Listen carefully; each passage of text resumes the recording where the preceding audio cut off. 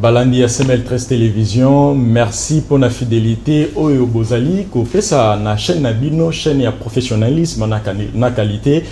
Boza bongo na émission Nabino, comme Messano chaque matin, du lundi au samedi, de 9h juste à 10h. Na émission Nabino ya libre débat. Libre débat ya mokolo mwalelo, tozali vendredi le 4 février 2022. To yambi bandeko invité Nabiso, Nabiso déjà sur le plateau. Toutes nos excuses pour le petit retard avec lequel nous avons commencé. Et Zali Bongo caprice ya technique et intervenir. Binomo boyebikara vil Nabiso ya Kinshasa ndenge zalaka. Mais qu'à cela ne tienne, to linga ki to tikabino na posate to produire émission Nabino o bozelaka mingi, o bolingara mingi. To Zali Bongo mokolo mwalelo le 4 février na lobaki yango breaking news ezali boyebi bien que bandeko ya ba professeur na ba assistant ba chef de travaux ba salaki bongo grève na bango mais ma solo e bandaki bongo na partie gouvernementale et ben voilà lobby moi boyokani elingi ebima to landela dossier yango mokolo mwalelo mais to yoki déjà que moi solution est déjà sur la table. Bandeko ba assistant bazui compromis, ba professeur également, même si il y a encore des zones d'ombre, mais tolinga to approfondir question ena mokolo mwalelo bokolanda yango na détail avec toute précision na ba édition na biso na SML13 Télévision mokolo mwalelo. Information ezali lisusu feuille de route ndenge boyeba ki bongo seni Aïbi bongo ko publier feuille de route na ye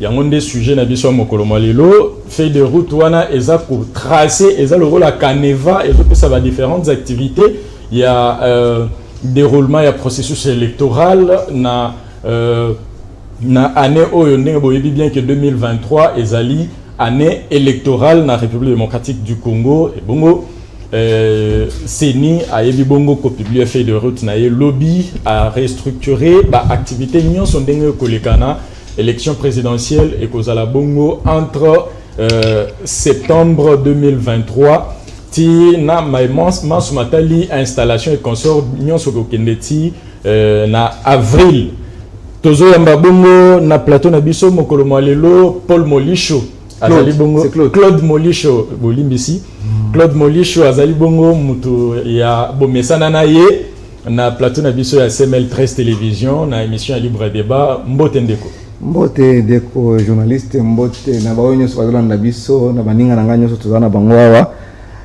omoni Kinshasa soki mbule beti moya ko tialo kolezate bato bakufaki avant-hier mbule betaki bakufaki na matali kibala tozolela tisi koyo gouvernement sala ta de national to monaki ba pa bakufi awa basali de national à 3 jours mais tozana régime ya chilejelu pasi na pasi kunyokoma bandeko ya yolo bayibisika na sa SML13 ke basundula bino Kinshasa 0 trou bien Kinshasa elende sundula bango maye tonda mutu ke kangama wana depuis soki 2 jours yango yo nzela eza souté parce que moya kolekeza te libulu na ils ont creusé 3 trous basundoli yango siko maye comme ko ya ba ko bwaka ba fulu au niveau ya croisement Kimwenza Mbole na tuyolo sud na au niveau ya croisement Kimwenza Kapela wana esika maître Tora Zalaka esika babare za kebele donc lelo na tongo babare za nonte na poko so babare bandi ko fonctionner ba parquet wa mitu ka de part et d'autre ba balabala venir Kapela donc moyen pour lekeza te donc Kinshasa pi bosoto qui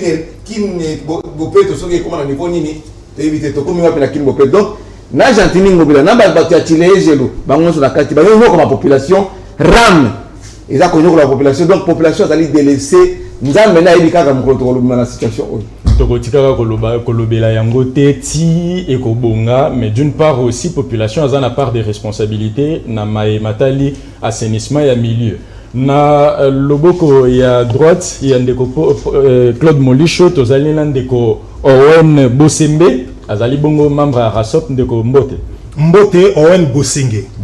Donc je suis heureux pour une émouvante présentation au salut sur ma personne, na opinion.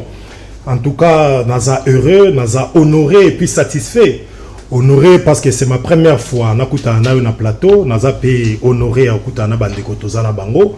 Naza satisfait pour nazo atteindre cible nanga à tout moment que naza na SML13, c'est pourquoi na lo SML13 me suffit. Et puis, on continuer pour réfléchir, tout ça là. Conférence moko mikolozoya à mois de février pour tout ça la responsabilité citoyenne lorsque la patrie est en danger. Pour sauver la patrie, il faut tout réfléchir, peu importe le camp politique. Alors je profite de l'occasion, même pour débattre dans le plateau, tu peux ça une invitation, tu réfléchis, biso bilingue. Président Félix, Azolo Bambo Koufi, Ata Lobaki on a sens à Koufa, Alinga Kolobaki problème ezali.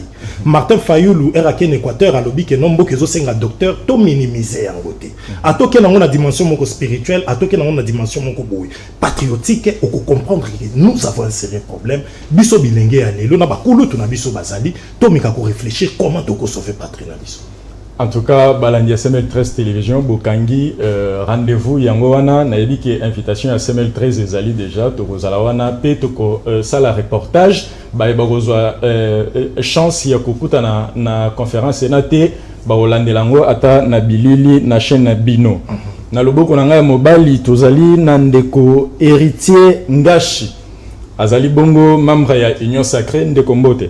Mbote Ndeko journaliste, merci pour l'invitation. Na PCP Mbote, na co-débatteur nanga avec lequel tu vas interagir na Katia Plateau Oyo. Na PCP Mbote, na Congolais de partout dans le monde, Oba Rosali Bakou ya Kolanda Biso en direct, et Zali Atana Tente, tout comme na YouTube. C'est un réel plaisir pour Nabiso, jeune bilingue, ya na plateau de télévision comme ça, abandonnant nos occupations pour te défendre Congo, mais aussi tu peux savoir idée Nabiso na construction et édifice ya Congo, ces pays qui est mort, pays que nous avons rencontré carrément na faillite, na bande konabiso ya FCC, qui en réalité ceux qui bazala qui avec un peu de conscience, bakoya ko les kaso sur notre plateau parce que place na bango ezali na poubelle politique parce que leur action politique ezali ordure, mais baza quand même na courage ya koya na plateau ya télévision ko critiquer action na biso gouvernementale alors qu'on sait que bandeli na bango banda bakota 2001 ti basilisi bokonzi na bango na 2018 c'est du chaos batiki mboka totalement faillite. Les entreprises publiques de l'état babomi yango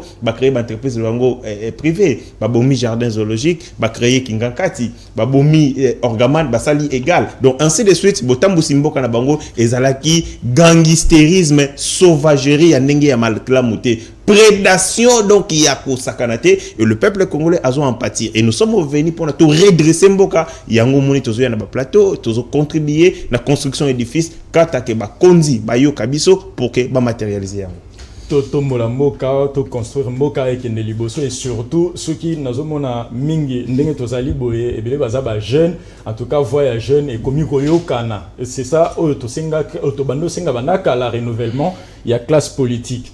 Invité Nabiso Yasuka ezali bongo ndeko Bruno Mimbenga azali bongo cadre aza membre ya Nouvelle-Élan de Kombote Nabino. Mbote mingi ndeko journaliste, merci pour l'invitation et puis bon rétablissement dans ndeko nono bisika azali na pesi ba ko débatteur nyonso mbote otokutani lelo na plateau pona ko solola makambo za koleka na kati ya mboka na biso. Mboka Kongo ekufite mutu aza na besoin okufa akende komiboma ema oswata midi mbika. Donc tout ça au compatir biso du Mumba Nouvelle-Élan ya Adolphe Mozit na ba famille nyonso ezwaki kama mokolo ya mardi babiloko aboye ole sale même na kingakati ou bien na oya ozomona keno bande na biso bakufi par manque ya bonne gouvernance prévisa keno bibembe bazokota sango na kati ya desa eseti na sakombi on dirait madesu nyonso neza ko caractériser que batu oyo boye baza na souci ya peuple congolais te yango na toza ko yebisa ba congolais nyonso bisika bazali bayeba que le 10 février ya mois oyo boye Kagame ndeko ya Chilombo mobomi ya ba congolais akoyamba mepa Emmanuel Macron. Alors le 17 sur le 18 février likita munene ko salema na mikili ya Bruxelles bisika oyo boye Chilombo ateki mboka o bisika nyonso ba président ya Afrika o bakokenda okuta na kuna yango wana tozo bengisa ba kongomani baso bafungola miso le 17 février na le 18 parce que Congo ata esika mon côté ekokende. Alors na koyebisa ndeko héritier ngashi plutôt tout ça ba jeune il faut to ka soni tant to akoleka na télévision kolobaye ke no bokuta mboka oyo ekufa mboka oyo bokuta ki na constitution bokuta ki mboka oyo bona armée il faut boye babilo ko na nyonso bien que Kabila paye azalaki zabola bomaki mboka la lolenge aye mais boye ba quand même que non ba effort oyo Kabila salaki il faut qu'on reconnaître babilo ko na Tous na plateau pour topé ça ba idée pour na kotonga mboka na biso parce que lelo monsieur Chilombo Tikali na 602 jours élection ezalaté 2023 monsieur Félix coûte que coûte il faut qu'il parce que pour permettre le sous-souter parce que niveau mboka komi ndeko journaliste peuple congolais a moni souffrance et qui il faut dégager ba médiocre nyonso ba kenda mon pense. Merci ndeko pour l'intervention na yo mais avant tout kota na mama na likambo ya mokolo mwalelo na lingai muto a rebondir pendant 30 secondes na sujet oyo ndeko auto soulever ya likitalinene likozala bongo na mboka Bruxelles pona Claude Molisho nini Congo akoki kozela na likitalina ndeko na ngai ezali déception totale pour le peuple congolais tozui to passer na étape ya makasi ba colonisation ba dictature tout ça mboko yo etikala kaka na bomoko c'est-à-dire 2 345 km². Oyo Kabila le 24 janvier 2019 a pesi yango na Tshisekedi wa de remise reprise mais tomoni lelo na likita oyo ndeko oti koloba awa ya le 17 na 18 ko sala na Bruxelles ba ko présenter biso deux passeports pour na peuple congolais to da bon moko ba présenter biso deux passeports passeport moko ya batia est na passeport mosusu ya batia ouest yango to lobi ke mboka biso ko kene ko balkanisation ba twane Lumumba lobaki yango depuis 60 yango to Kenya yango alors peuple congolais bo telema bo zala très vigilant na ndenge to kende boye c'est très risquant mboka na biso yo batia est c'est-à-dire partie nyonso ya no ya Ituri Nord Kivu Sud Kivu ti une grande partie ya Nord Katanga eza déjà pays mususu parce que tout le monde passeport va donc présenter biso ezali passeport te oyo baza ko délivrer en wa na Kinshasa na affaires étrangères c'est très très dangereux basi ba pesi mabele na biso na Rwandais ba kene ko sokola ngo pesi ba les rajouter ba pesi misala ba Rwandais pendant que tu ba chômeur chaque année université au produit ba chômeur na Congo na Kinshasa na ba province mususu mais bo pesi ba Rwandais inkita na biso bo pesi ba Ugandais ba marché à kotonga banzela ba nini biso to souffrir kaka au moins pouvoir ya tirer gelo oyo vraiment c'est regrettable alors biso to kolinga tamu ko moko parce que Kabila a souffert pour na ko réunifier mboko oyo vous vous souvenez dès qu'il est arrivé au pouvoir très jeune vraiment à très jeune âge a sali tout to réunifier mboka avec 5 groupements et entité ba rebelle bazalaki ba Bemba ba RCD na Goma ba Moussa Nyamwisi c'est tout alors nous ne pouvons pas accepter la situation qui wana nous ne pouvons pas accepter que mboka oyo atama itene mabele ya 1 km et que n'est pas ba Rwandais et que pas ba Ougandais et que pas ba Burundi to ko ngwa tam ko moko te so que ça plan na bango ils ont déjà échoué d'avance ndeko Owen Bosengi est-ce que likitalina pona nini toko kanisara ke ekozala contre mboka na biso RDC pourquoi pas être aussi positif que Yarozela que tant mususu eloko a bien robima kuna bon mon regard n'est pas celui-là ya komona que ça pour battre mboka na biso non même si on avait des idiots na tabatoma boma na institution ba ko sala ngote mais regret zaka que na ba contact diplomatique nyoso tozo sala na ba assise ba concert des nations sur le plan international RDC a capitalisé ba quitter tout à cause de la présidence à l'Union africaine. Qu'est-ce qu'on en a fait? Est-ce que le président Félix Pouanaï, en tant que président de l'Union africaine, to pesa ki nango, poto luka quand même, to pacifier Est Ambo Kanabiso, na ba coalition militaire, ou salami na ba to par-ci par-là? Où est-ce que nous en sommes na coalition militaire na ba Ouganda? Et là, on dit toza nango na oh banga ba sa coopération policière na ba Rwandais. Est-ce que l'élo Est Ambo Keza pacifié? Des problèmes na biso. Toza na besoin RDC Azalaka toujours représenté. Et Zakito Komakasi, lorsqu'il y a quelque chose, il y a des assises sur le plan international. RDC Azala toujours présente, mais il faut tout capitaliser. Kaba occasion en faveur, il y a peuple na biso, naba na biso bakoyalo. Tout capitaliser ba relation diplomatique wana ndeko héritier maloba omboka wayo. Nini tokoki kozela na likitalina. Oui, s'agissant, il y a Molulu Ezo Salama na mboka ya Belgique, il y a un frère qui est en Europe, appelé Sakinga Yeko Ango Kala. Oui, il m'avait dit qu'il y avait un complot qui est en train d'être entretenu contre la République démocratique du Congo. Bakozo Sala, la réqualification, il y a des limites nabiso, il y a des frontières. Au Tosalaka, la conférence de Berlin, et Zo Salama, le sous-sous, Namboula Oyo. Quand on a eu Kaki Ango, je me suis dit, c'était une idée à la fois folle, mais stupide.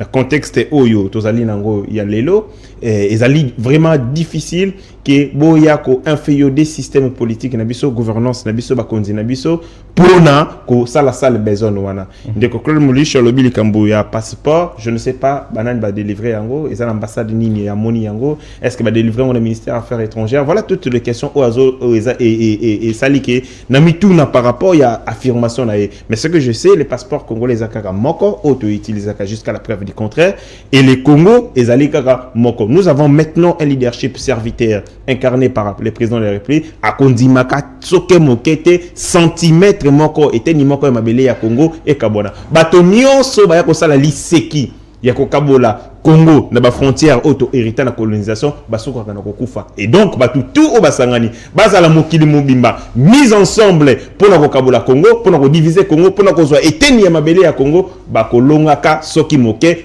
te je le dis avec beaucoup de ferveur, beaucoup de rigueur pour naïbi que Congo ata toyokanité à l'interne mais ce que comme makambo il y a cause été ni à Congo il y a agression extérieure tozalara ini et tolbara la même langue. Le Congo restera un et indivisible. Ndeko Bruno Mimbenga. C'est vrai que Likambo Claude Molish a soulevé, il y a 2 passeports et ça qu'on négligé. Biso en tant que chevalier de la plume, donc ça là effort pour toyeba, tokundo la penda dossier wana toyeba pour nous éclaircir public na biso. Ndeko Bruno, maloba omboka wayo. Merci mine journaliste. Au moni lelo oyo bosul de leadership puis à pouvoir illégitime comme dans la présidence ti na ba tuyase batu oyo boye to kanisa ki non na mabe na bango eloko malonge kobima mais monsieur Félix a biso pouvoir politique moko oyo na Congo depuis 1960 lelo o botika na komona te au monde a décrété état de siège na mois ya mai 2021 ti lelo au 7 mois passé qui met est exact lelo o botan to ko ba makambo ya passeport oui certes il y a 2 passeports moko eza ya noir moko eza ya bleu eza ya bandeko na biso ya est ozomona que non ba memi peuple congolais na distraction baza ko bali to longola et nini oyo boy makambo batiaki ya couvre-feu comme progressivement pourquoi parce que comprendre que non ba tunyo so ba vani makanisi na bango za focaliser pour na makambo mboka alors le quoi ba comprendre ba stratégie wana nde ba bini ba longola biloko wana et puis ba kokitisa puis masanga le quoi ba jeune congolais bazui bango ba zoba na bango va continuer kozala n'ambiance tandis que kuna Félix déjà accélérera déjà ba kwa ngaye na ba Ougandais na ba Rwandais alors ndeko journaliste et makambu oyo boy batu ba kozala parmi ba coordonnateur ya balkanisation ya mboka na biso eza ndeko azara sur berwa na Vital Kamerhe yango wana toyebisi bandeko oyo boye les 17 biso tout peuple congolais tozana balabala totala bisika oyo boye Félix a okena na Bruxelles bisika okena ko signer accord pour que non mboka na biso ekabwana ozomona place danger dans la mboka yango tozo mettre bandeko oyo nyoso a garde ba aventure na bango le kindelo parce que loko baza ko luka wana biso peuple congolais to ko permettre yango ata soko mukete biso ennemi na biso déjà ayebani o excellence Adolphe Mosito Alobaki nous devons faire la guerre avec le Rwanda oyo boy ba impérialiste baza ko leka au travers bango pour na ko agresser biso metala lelo pouvoir ya tilejelu o ne kolanga Claude Molicho akoloba akobenga Paul Kagame c'est son frère tandis que biso tout oyebi batu bawo baza ko agresser biso eza Rwanda na Uganda na ba Burundi lelo oyo boza passe na mande ko journaliste alors tant que mon abilo ko oyo boy ils ont fait sa kanda ya mwana moni to lobby 2023 ezalata lobby pour Félix a kozwa même pas iota ya ba seconde pour na mutu ya mboka na biso parce que to moni que amateurisme na ba affairisme leki na kati ya mutu ya mboka wana maloba ndeko Bruno eloko ezo sepelisanga eza ke soki tozoloba makambo o etali mboka biso nyonso quel que soit ba tendance tozoloba liloba se lioko to kotina mama ya likambo ya mukolo mwalelo ezali bongo publication et a fait de route tolandaki na ba information na ba média nyonso mokolo malobi ndeko Denika Dima aiba bongo ko publier fait de route a structuré ba différentes échéances il y a ba élection oyo to banda ozela na moniti ba élection locale ezali ba élection urbaine et consort a joué en charge makambo nyonso mais a lobby pe que ba contrainte ezali ceux qui et que ba répondre na yango té dans le délai toko risquer to sala to risquer to ko yana glissement na lingi na bandana ndeko héritier ndeko malobombo kawayo analyse nini ozali ko sala na fait de route wana ya mokolo mwalobi. Merci beaucoup na motuna nayo Mais avant d'en arriver, permettre Gaïna Zongelelo comme roi Mokia, Ndekunanga lobby qui azo défendre Ndeko Muzitu, Bisotote Kimboka, Muzitu albagi fallait tout ça là, Bitumbana Ndeko Kagame. Mais à Bossani qui Ndeko Muzitu, Adolphe Muzitu, président naie, azali d'abord élu député car na régime na cycle électoral où ezali illégitime, alia kambongo ya l'état congolais ma siège raté. Ils allaient escroquerie politique. Ils allaient escroquerie politique. Ce qui a cause à la élégant, ce qui a cause à la serrer envers lui-même, il faut zongi sambongo ya l'état pour salra musala wanate. Kaka na cycle électoral où ils allaient illégitime, il y a allé élu député et puis il y a kambongo ya l'état à siège raté, ils allaient escroquerie politique. Il y a mi balé à lobi makamboya, Muzitu kosa la guerre, Muzitu alingimboka mais qui abosnani abosani ke Muzitu alobaka na mboka oyo ako mema instabilité. Bakotia instabilité pour que l'investisseur y ait na katamboka wana lingimboka voilà bandeko o bazo ya ko défendre instabilité tozo vivre instabilité ezali bango Muzitu ba préméditer yango Muzitu annoncer yango alobi to ko sala instabilité avec l'instabilité politique que nous allons mener dans ces pays les investisseurs bakoyati et puis alobi en connaissance des causes comme un économiste ayibi que instabilité politique ezali moko ya ba fléau moko ya makambo salaka et qui ça ba investisseur mais il a dit et ba interview ezali na Jeune Afrique ezali to tanga yango bisika yebelebele ndekolanga ko mulisho alobi no mboka ezali kokufa te il a dit mboka ekufa te lui-même alobi mboka ekufa te mais je me demande pourquoi bango bazali ko bunda soki mboka ekufa te et il s'est contredit en fin pour dire que même si Kabila bomba qui est dans une certaine mesure, je comprends que Ndekonanga a maîtrisé ma kambazo lobate. Le pays était dans un état de faillite. Il y a un abisso na bango to zalaki ko bundisa Kabila parce que les méthodes naie système les alaki mabe et paupériser peuple congolais était bango na nzala. Institution, vous allez comme paisible citoyen, la police, il y a des rebelles ainsi de suite. Il y a un autre bunda. Tozongi na kati ya CGO yo. Je note que Bandeko Beli bazali ko la confusion entre feuille de route na calendrier. Feuille de route ezali calendrier te. Feuille de route ezali plan d'action. Oyo ezali ko lagisa succession ya ba makambo ndenge boko sala yango. Mais na kati pe ya feuille de route boko tia ba contrainte. Biloko nini ko sala ke plan d'action na bino ezala exécuté te. Na moni na noté que gouvernement oyo ya Samalukonde bazali na volonté ya ko organiser ba élément ponami na 2023 parce que en termes de crédit budgétaire, na budget na biso ya 2022, on a prévu 500 milliards de francs congolais. Ils allaient à peu près 250 millions de dollars. C'est un coût. Moko ezali déjà sa volonté manifeste il y a régime mais aussi de dé. Tous autres la prouesse économique tout ça en termes de mobilisation des recettes. Dans un contexte il y a Covid, ba régime financière na biso et atteindre ba signation et dépasser yango. C'est-à-dire on peut avoir l'argent suffisamment pour na tant que comment en 2023 tout 750 000 dollars aux Zangi 750 millions de dollars aux Zangi pour que qu'on enveloppe il y a 1 milliard mais là comme Mususu a annoncé à l'objet de contrainte ezali mususu d'ordre technique ba contrainte mususu ezali d'ordre légal mais ba caprice ya bande kona biso ba boyima pona mi peso niko la biso makasi balingi eloko moko na tongo balingi eloko mususu na pourquoi tâtonnement politique ya l'ouvrement et autres permettre biso to yebati est-ce que balingi ma pona mitoté ils ont dit que régime ya Félix ezali mabe ba lui que régime ya Félix ezali ba férisme ainsi de suite nous sommes d'accord mais seul moyen pour la Félix mo connaître ma pona mi mais tant que tout me bango na terrain ma pona ba komi susu tâtonnement il faut nous réformer. Il faut pas multiplier ma coque à jambe pour que tout le monde ait une mais avec la publication, il y a fait des routes, il y a Séni. Et volonté à gouvernement, il y a côté à Misolo 250 millions de dollars pour les comptes il y a Séni et Sengeli tout ça la réforme d'ordre légal ou ils ont ça l'Assemblée nationale tout comme le Sénat et Sengeli toutes les parties prenantes dans le processus électoral basent à la fermement résolu il y a pour soutenir processus électoral fait des routes où ils allaient la sonnette d'alarme babeti mbela pour dire que et Sengeli to tenir ba délai à 2023 et Sengeli biso nyonso participer et là ba bailleur de fonds et là classe politique doit se mettre d'accord, confession religieuse et que chacun doit jouer sa partition pour que les élections se tiennent dans le délai légal. Élection se tenir dans le délai légal de Kowen, lecture na yo ezali nini na fait de retour. Lecture nanga d'abord ezaki nanga na lobana de Kongashi avec le respect que je te dois étant mon frère. Monoko makasi yo yozo tia eko changer.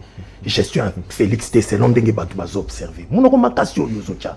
Nous on a fait la communication. toyebi ko sala analyse du langage muta lobi likambo comprendre les noms dits mutu nyonso alandaki Denis Kadima lobi mais Denis Kadima sali sonnette d'alarme mais na lobi yango non o lobi yango te makambo zo baba prévision budgétaire déficit pèse à la kana budget est-ce que ba ko mobiliser yango ya solo tout comme pe ba ko atteindre yango te budget na biso depuis to banda 2006 depuis pour Kabila ti lelo to zaka na ba déficit budgétaire non to koma na dépassement te et puis mingi to atteindre te na ebite so que molisho azara ko lobaki mamna olo ba c'est pas vrai problème na biso ezali Seni ezandengo lobi feuille de route aza calendrier électoral te feuille de route ya zotalisa mosala ndenge ya kani ko sala na mikolo boye nde na ko sala tito koma na date boye mais Denis Kadima azoloba mingi ke j'insiste insistance à Denis Kadima ezali parce que gouvernement il y a Félix na basama lukonde soi-disant des warriors pour asina sabino warrior atamo ko zaka na gouvernement wana te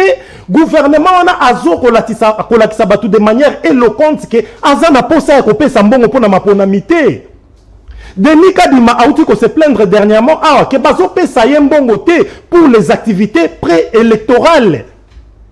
Yango Denis Kadima talisi feuille de route na ye parce qu'il fallait qu'il les fasse à la population qui talanga ina niveau à Sieli musala obiso tozo préparer to sala yango mais ezo senga ba contrainte ezali notamment ba contrainte financière gouvernement pe sabiso makoki pe lisusu ba possibilité atalisi makambu ya flux ya batu na ba période ya ba élection ce qui mamba corona o ezaskuzu ka makasi et qui ko empêcher atalisi susu makambu ba logistique ba nini nyonso on ezo tourner na volonté manifeste ya gouvernement ezala gouvernement jusqu'à présent au regard il y a esprit patriotique tous les courants des esprits parce qu'on constater qu'ils ont un manque à volonté de la part il y a Félix on a la ligne d'élection te ndeko nanga ingala lobaki na yo et puis na solaka na mingi ndeko nanga ngashi to réfléchir pour mboka soki tozoleka na plateau to sola bandenge moko boy po bata pouvoir babendanga en tout cas nde biso nyonso to sa ba transhumance po to yebi koloba en tout cas monoko makasi yo zo tia tozanango to réfléchir pour mboka na biso ngai ma crainte c'est ça Denis Kadima tali j'ai pas condamné Denis Kadima mais naïk ko comprendre que nous avons un problème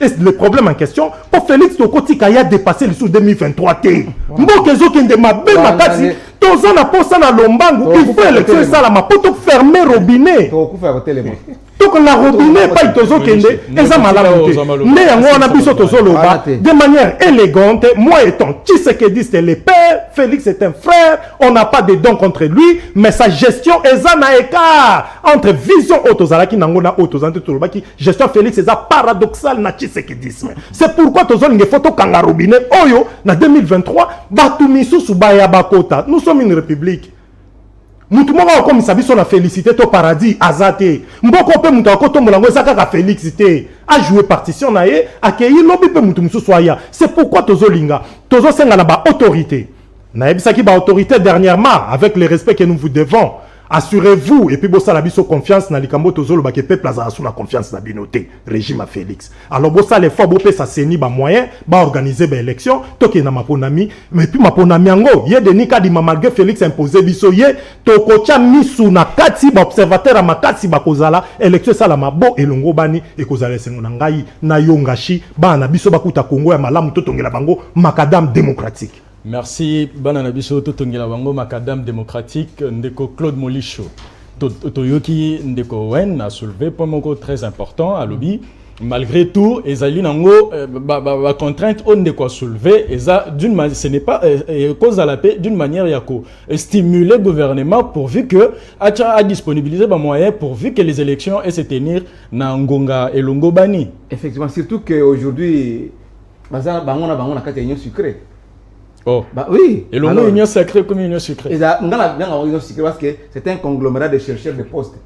Au moins, il y a comme un bateau, il y a des députés, il y a des nommés ministres, il y a des gouvernement, il y a comme côté, soi-disant warrior. Mais avant la côte, on a fait des routes. Il y a eu ça. Héritier. 30 secondes. Il y a 30 secondes pour dire que Montaboma, Orgaman, Orgaman, c'était une entreprise privée. C'était pas une entreprise du portefeuille de l'État, une entreprise publique, non. Pour lobby pour gaman basali égal non et comme égal aussi une entreprise privée on t'a boma yango pété à part la gestionner bazawana kolo nango pa ko boma na ye akokanga soki akangi so vali orgaman to koyeba kate ezaki entreprise ya monsieur Damso qui est un sujet étranger azalaki na compagnie na ye avant que tout juste après le pillage il y a deuxième pillage en 93 quelque temps comme il a faillite et puis il est parti tout le monde a bagacé bazalaki awa nani ba fonchi bazalaki awa c'est des opérateurs économiques à l'époque il y a Mobutu auto yi bango donc mutabumaki nanité et Kabila zui atanya mamoko na nazote akiyango na kingakati ou bien doté on il faut botiango na mutu nango obi comme Mboke Kufa, effectivement, Mboke Kufa, sur ce point-là, je suis d'accord avec Chilombo. Mboke Kufa, c'est l'une des pères qui a tué ce pays. Oh. Oui, c'est l'une des pères, je vous dis. Mboka, je vous ai donné la position pacifique du pouvoir. Koba. En janvier 2019. Bah, Persi Tshisekedi, Mboka, Namobimba Yango. Toutes les institutions fonctionnent. T'as les lois négatifs comme ça. Sur le plan économique, il y a le Bimakamboya, Onzala, tout ça. Non. Les indicateurs. Je pense que tu as fait l'université. Tu peux même échanger avec certains experts, professeurs de l'économie, ou soit économistes, ou bien des experts en gestion. Les indicateurs, les lots, ou bien pouvoir d'achat à Congolais, les lots, en 2022, tout ça en février. En janvier 2019, vraiment c'est tout ça pour quitter ma casse. Alarmant. C'est alarmant. Le professeur universitaire, il va venir grève dans Bango, 21 premiers jours, il y a grève dans Bango. Ils ont perdu 40% pouvoir d'achat dans Bango. Alors c'est pour vous te dire qu'il y a des indicateurs. Au conservatoire, Nzala aider à pouvoir attirer les gens. Parce que détournement, tout ça qu'on note, parce que tant des ateliers énumérés. Mauvaise gestion, dépassement, ils ont le régime Nabino.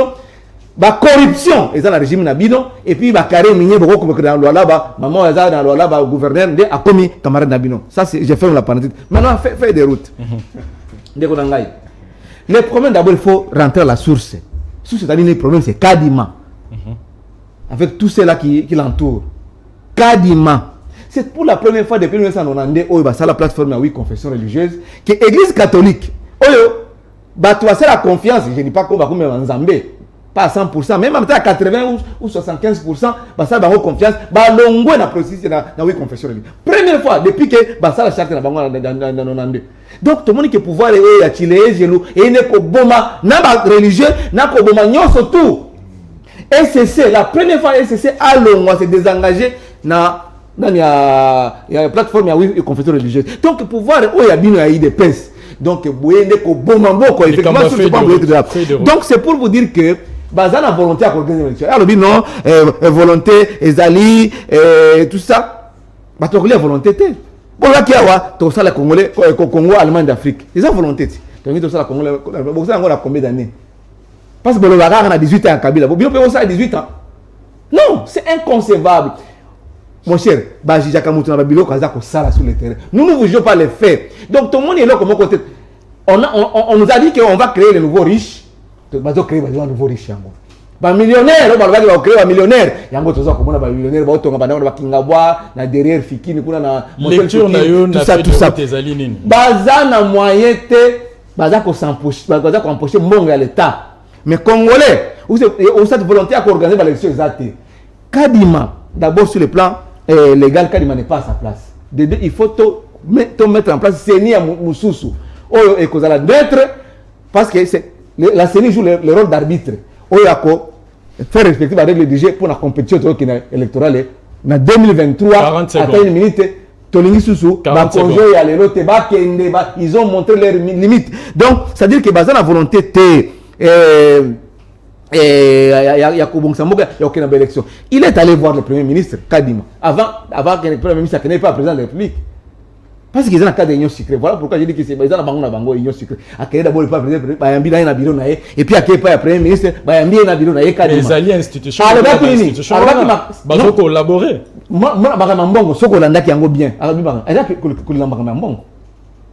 Entre temps, c'est ni baza pour la mbongo pour préparer ma ponomi. Entre temps, balobi na banque centrale kuna to le qui déjà 4 milliards. To comme sur na 8, il dépend ça, il tombe na 8. Pendant que ma grève est partout, on m'a dit bateau qui bourri, des gens qui n'ont pas été préparés à Jésus. Ce que tu as dit, ils allaient noté, mais tu as dit la vérité. Vous êtes incapables. L'incompétence, ils allaient injurier. Sauf quelqu'un qui est incompétent, il faut accéder place à C'est pas tout le monde qui devient président de la République ou premier ministre, mais à chaque niveau, il y a vie à la moutou. Il faut se retrouver. Donc, côté à donner comme alternative, et une année et quelques mois, capable, il y a que gérer Mboka, il y a que penser à Congolais et Sengo, token Mboka. Mais tolingi sous il y a balkanisation au Belgique, on a toujours un pas liste de couleur liste. Lisu likolo ya lisu ba organiser élection ba bazana ba institution na mikolo yo ba kende c'est que ça que non président c'est union africaine les a empêché à peu ça bilbo ba kolela ba aussi la samedi dimanche président c'est union africaine aussi Ndeko Bruno basali na yo ezali nini na feuille de route wana. Merci mingi de journalistes omoni bandeko ndeko ngash a tozana séance d'état déjà mérité tout ça ba jeune tout ça ba université omoni depuis pouvoir na bino ngana mine de Kongash était activiste. Nicolo à $150, activiste va perdre l'unité na bango et là va se retrouver na union dite sacrée. Ya ngwana ko mona biso lingoma nouvelle là na 27e tribune excellence Adolphe Mozutu. Alubaki yango bien talisa que non batu oyo boye baza na bonne volonté ya ko organiser ma ponamité. To kota ki déjà na retard. 7 mois pour na ko organiser ma ponamité. Ce que tozongi simba mukende ko journaliste Monsieur Chulombo n'est pas un démocrate. Ils ont le coup là, Nekolangaï, Molicho, tout ça, na plateau. À lobby, abenga mutumoko a cadré moi na nanda ko un professeur ou bien enseignant. À lobby, ko anda ko cadré moi na ngai 1 heure par jour. Par semaine, c'est quoi 10 fois. Mais prof lobby non, ngana ko banda ko cadré moi na 2 heures du temps par jour. Problème c'est intention ya batu. Batu intention ya bango de yeza ya quand même peuple l'englissement. Oh Félix a causé la arbre, ils ont comme si n'a pas défier peuple a continuer toujours. Batu ba kota la azuno konae, a tient la cour constitutionnelle, azu cousin na a tient na mutu aseni, azu ba nyesete, a tient ba mona. Donc c'est ça batu intention na bango zali. Lelo autant ba ko ebisa biso. Faut nyonso o biso toza ko loba awa boy. Mutu aza la base nango, eza Kabila o ba molisho ba ko défendre bango a ko lutu na ngai. Et a Kabila te. Parce que mais de ko molisho.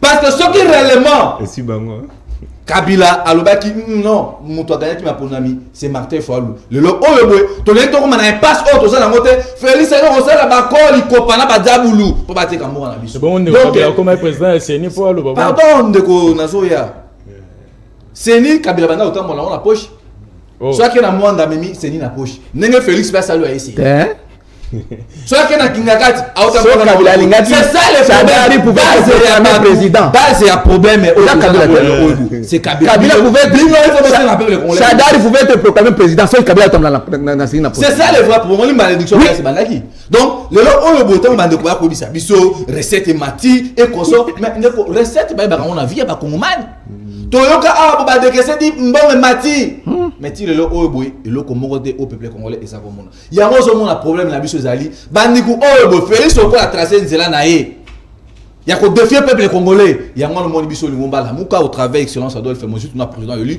to ko bengi sa peuple congolais parce que eloko oyo bandeko ba ko sala awa boy to ko permettre à monter parce que ce ko tali ba député la kana projet parlementaire awa boy tango ba kozonga il faut pas étudier le dossier à Jean-Marc Kaboul le nouveau riche.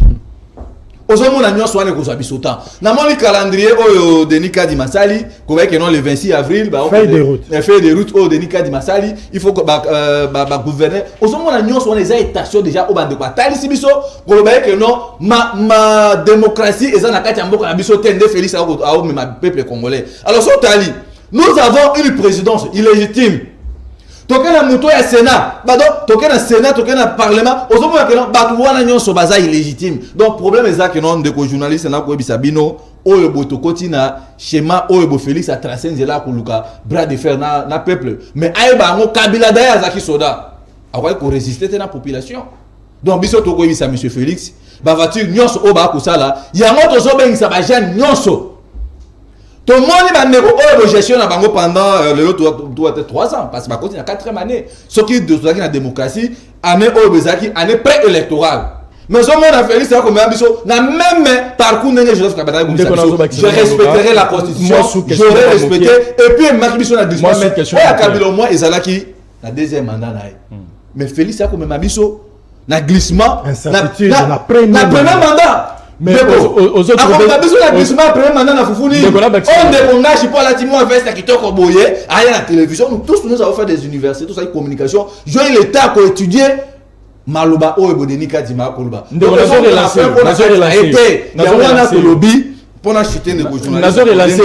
Pardon, 30 secondes de rebondir. Alors, insécurité, Mokonzi Nabiso, nouvelle élan, Mokonzi Nanga Adolphe Moustoba. Non, il faut d'abord que nous biso nouvelle élan tout gérant dans mon bogate. Ce qui beaucoup le babol ban individu est Adolphe Moustoba. Parce que nouvelle élan, ils ont parti au bout 4 années dans moto OK. Donc voilà le problème. Tant que non, Mozu doit coller à mon solo. Ah, si j'ai une assemblée nationale, mais monsieur, vous voulez prendre déjà pour des cons? Nous avons au grand état Bamboso. Obomi et deuxième institution à Mboka. A respecté la démocratie à Mboka. Félix Azaki député en 2006 sous Joseph Kabila. Est-ce que ces gens de l'Assemblée nationale va contre la moche au moment on a place Batu Obo, ba indi signon so ba signon so dazis que non Batu Obo, ba ça l'intention, il y a quand même un peuple en glissement, mais peuple a déterminé na Batu Obo, il faut qu'on se débarrasse na Chilombo parce que côté que la Félix c'est sous deuxième chance Congo sera sous question nanga ezali au lobby que ndeko Chilombo même abino président de la République. Intention là déjà non, biso to reconnaître Félix le rôle président parce qu'il va voilà maloba ngai aza président de la République to boya ngote na minito quelles que soient les circonstances ndenge bozo évoquer yango biso to yebi ngote mais na minito yende mokonzi mboka. Lelo ozoloba ke matkani sinaye ezali apoussa biso atindika biso na glissement. Pourtant alobaya depuis 2020 si je me trompe pas que il tient à ce que l'élection est organisée dans le délai et voilà fait de route yangwana ozomona te que soit to connaître moi retard et zappé à cause na bino na ba marche na bino ba contestation ceux qui bondi maka peut-être denika di mabanda kala mais non biso consensus auto loba ki za oyote to balobi on la plateau ba sango ba bimi ba pasteur ya SSC ba bimi consensus électoral ce que ça le mitin de ko yangwana on a ki Mokonzi Martin fa ko ba non consensus électoral a été salué le 18 décembre. En décembre, le 1er janvier 2024, il faut que nous soyons président à Sika. Au moins, le problème place c'est Ali. Parce que tant que nous avons Sabino Araboui, M. Félix a sali forcing naïe. Azuba militant, nous sommes IDPS. Attends ici, on a monté à Séni. Les institutions du pays sont nous baptisées Bandeko Balou, excusez-moi. Parce que je me pose la question, est-ce que ça que non, quand Bandeko Nabiso on a des bases en compétence à gérer Moka. On a vu même avec pardon, la tribalité. J'ai dit au moins c'est que vous constatez plutôt sur la Congolais. Donc le vrai problème au Biso Tolobaki. Tant on va lobby va évoquer ma problème. Insécurité. Mais insécurité, tout ça, on a créé. C'est Félix. Merci. Pardon, les journalistes, coronavirus, c'est un événement où il frappé le monde entier. Dans Zambie, tu peux organiser ma bonne amie. 15 secondes. Au moins, donc, ceux qui vont évoquer la raison que non, insécurité, problème sanitaire, problème de boisson, la base, c'est Félix Antoine Tshilombo. Il y a un abisso de lobby. Élection est nous devons nous débarrasser de ce monsieur parce que c'est un danger permanent pour Namboka.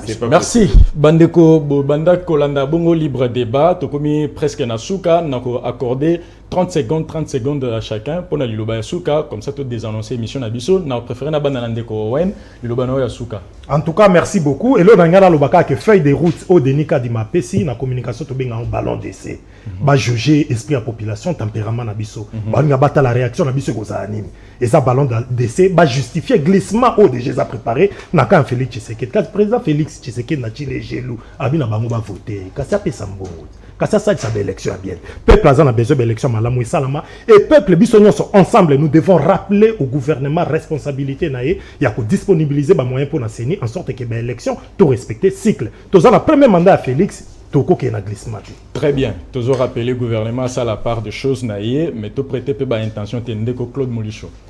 Ndeko nangai mutunyo surtout amoni na ba expert expert en matière électorale balobi na biso que c'est difficile lelo organiser l'élection en décembre 2023. Na ndenge tozali sikoli. De deux ba contrainte ya kadi mania lobaki o sécurité tout ça moi je dis non. Ces gens veulent le glissement. Balengi va prolonger l'élection. Va prolonger l'élection au-delà de 2027 sur 2028 parce que bango balobi bango ba longola pouvoir na IDPS ba longola pouvoir ceux qui Jésus-Christ azongi. Donc mboko oyo comme ya IDPS, mboko comme ya bango, donc ils ont acheté le Congo. Biso tobi non. Le Congo, la République démocratique du Congo, oyo ba koufeli depuis 60 tilelo appartient à tous les Congolais. Bah toujours sont dans le droit. Mais ce que Bozo peut se déjà, il y a que glissement, c'est prévisible que glissement est allé. Parce que au regard, tokenena carnet, il y a transition. Ndeko na ngai, biso tolingi que ba konzi mususu ba na mboko oyo. Parce que ces gens-là qui sont là, ils ont montré leurs limites. C'est que l'élection, il faut Isala en 2023. Ah oui. Merci, oui. Ndeko. Oui, une seconde. Tu ne même pas une seconde de Kolikake. Si tu as sakana, balia, ba nouveau riche, ba tonga bandaku, ba sala nini, ba yaza ya mongo. Mais même pas une seconde de prolongation. Merci, Ndeko Bruno. Merci, Ndeko journaliste. Bisso, Lumumba, Nouvelle Elon, Adolphe Moji, tout le lobby. Monsieur Félix doit se préparer en conséquence. Parce que le 24 janvier 2024, on aura un deuxième sénateur. Parce que le Kabila pèse sénateur à vie. Après biso photocopie oyaye. Azolandaka ba même schéma. Yango biso tolobi ba pesaka second mandat na mutu oyo a sali au moins quelque chose. Tellement makambo mais c'est la 14 a la kabiso la catation. Nous sommes avec la peuple congolais. Azo même ba tuna diversion à quel un apport à banana. Liloba Shuka. Mbongo bimi 1 milliard 580 millions de dollars américains. Pour même peuple la diversion. Tandis que makambo ya kafu et pour les économiques de Bruxelles, on le Félix Okenekaka, monsieur Félix et papé yango signé kakabou, c'est ça le problème. Osoma la place sur danger zali, yango na biso tobi ndeko Chilombo. Ce qui bande ko na biso héritier ngashi ba ko le la télévision, que moke kufa te parce que to yeli que non partout ba bomisa la gêne. Il peut se faire croire dans le monde entier que bango soki ba continuer à pouvoir. Policier otambo na ketch. Mais tant la policier na biso ba otambo là, na li papa. Merci. Au moment la place pour les alliés, alors monsieur Ngash, nous sommes déjà, nous devons servir la patrie au lieu de servir les individus parce que bah individu bah koleka. Kabila Zoki Mboka autant que jeune, on avait crié à lui dans le premier mandat naïe. Maintenant comment on m'a bilinga second mandat naïe. Mais on a bino quand on a début, vous croyez réellement que nos bino bande ko vendre dans scène d'état DJ marijuana, beaucoup de vieux peuple congolais mobilisés ensemble, je ne crois pas. Il y a moto ko bengisa, bah Kongomani ban sur les 17, les 18, tous à la massivement total la bisika Olboé, Chilombo à défier peuple congolais dans l'ensemble. Merci Ndeko Bruno, Ndeko héritier, Silissa Maloba, tout clôture émission. Ça l'attaque personnelle sur moi en parlant à la vie nangaï d'activiste. Mais naïbisi. Mais oui, bah son babino d'activiste. Il était activiste. Zala élégant le lenge veste na soto. Ndenge fandi malamu. Koba. Tozali na vie à moto évolution ezalaka.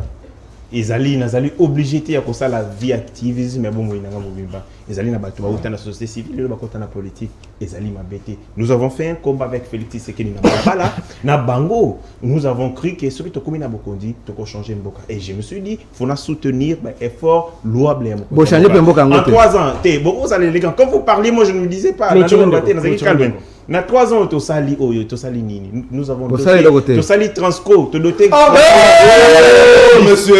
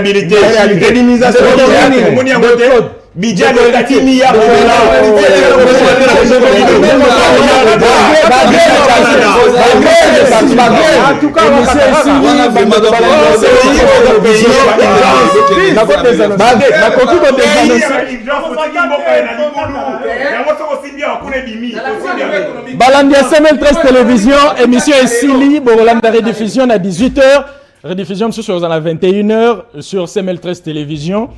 Maema Lobami Awa, Yamalamu, Tosalela, Yamabe, Totika. balobaka na epai basango oyo aza matoyi ya koyoka ayoka oyo aza motema kondima andima oyo mpe aza makoki ya kosalela asalela émission esili